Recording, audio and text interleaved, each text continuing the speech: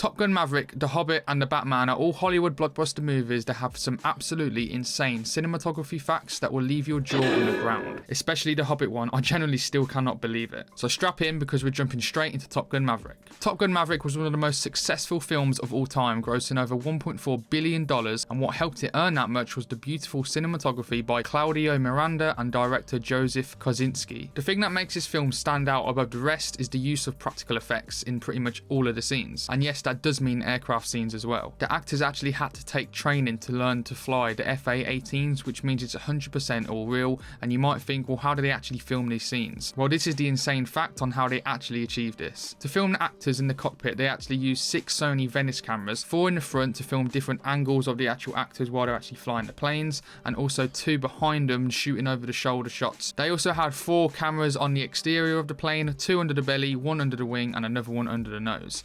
Each Sony Venice camera cost around £60,000 to buy each, and they had 10 of them on one plane. And how many planes were there throughout the film? The lenses they used as well were the Voigtlander Halia wide angle 10mm, 12mm, and 15mm E-mount prime lenses, and also the Zeiss Loxia 21mm, 25mm, 35mm, and also 50mm E-mount prime lenses. These lenses would have cost an absolute fortune. They're normally around 20 grand each, cinema lenses, so add that on top of the £60,000 cost to the actual Sony Venice cameras as well, and you have a lot of money on that plane. It's safe to say that all the effort was so worth it though, because they could have easily used a green screen and actually shot the actors in the studio, which is what I actually think they've done on the first Top Gun film, but they went above and beyond and showed everyone that you just can't beat doing it practically. And to think this movie nearly went to streaming as well. Thank you, Tom Cruise, for saving cinema. The Batman by Matt Reeves blew everyone away in March of 2022 because of its amazing style and cinematography. It was personally one of my favourite films of 2022,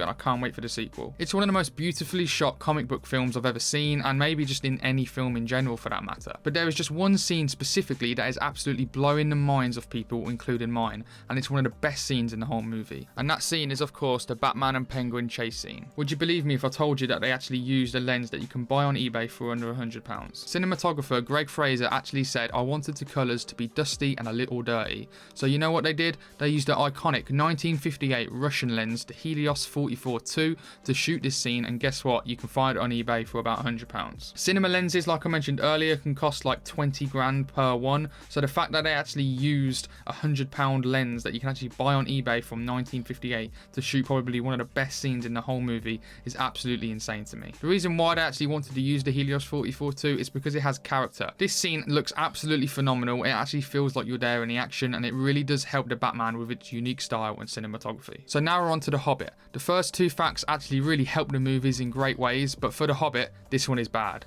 and I mean really bad. The Hobbit, The Desolation of Smaug, sorry if I butchered that, is the second entry to the Hobbit franchise, and the budget was around 200 to 250 million. Remember that for later, please. And it nearly made $1 billion at the box office, and it actually did have pretty good reviews. All I remember from that movie, the main thing about it was the spider scene. I hate spiders, but I gotta admit, I love that scene. However, there's one specific scene with a specific shot in this movie, and if you know already, you know exactly what scene this is, and it's the scene where they're actually in barrels going down the river.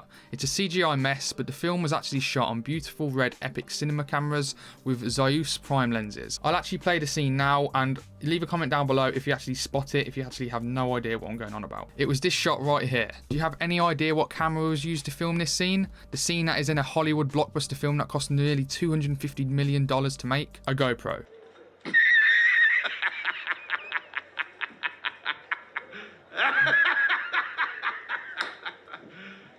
You serious? Someone thought of the idea, they actually went through with the idea, and it somehow made it into the final cut of the movie that you can still rent now or purchase on disc. And remember, this film came out in 2013, so it wasn't just any GoPro, it was the GoPro Hero 3.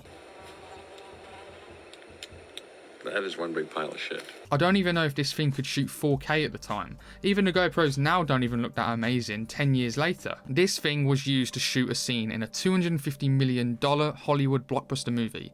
I don't think I need to say any more. So that was 3 insane cinematography facts in movies. If you did enjoy this video, why not hit that like button and subscribe to see more videos like this in the future. It'll really help me out and it'll be much appreciated. Also, if you're into your cinematography, you also might like this video right here.